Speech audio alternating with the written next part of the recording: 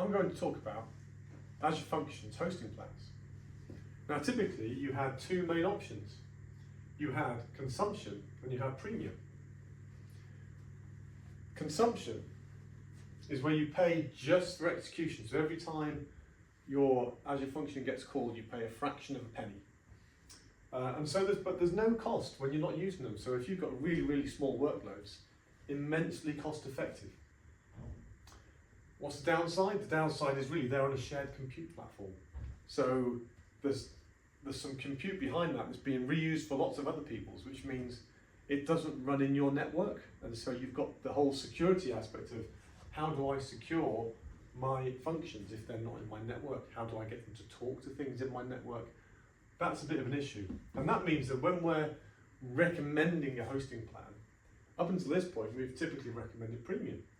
Now premium is, how do you pay for that? You pay per instance. So it's like a farm of servers that auto scales up and down, but it's scaled down to one. So the minimum you buy is one instance, and the smallest one of those costs you $130 a month, something like that.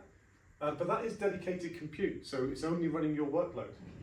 So actually, if you're running stuff all the time, that can work out actually more cost effective. But you do have to pay all the time.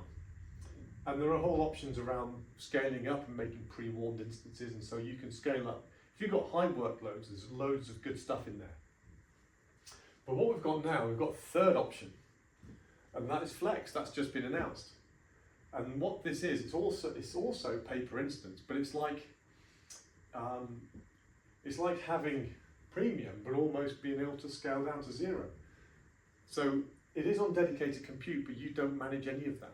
You just put them on a plan, and the Azure platform will scale to meet your workload. So if you've got really high workloads, really predictable workloads, and you want to take control of it, premium is still the way to go. Flex, which has just been announced, which will hopefully be generally available soon. This is a really good way to go if actually you're worried about costs, and particularly if you have particular times of day when you've got workload, but maybe nothing overnight, nothing at weekends.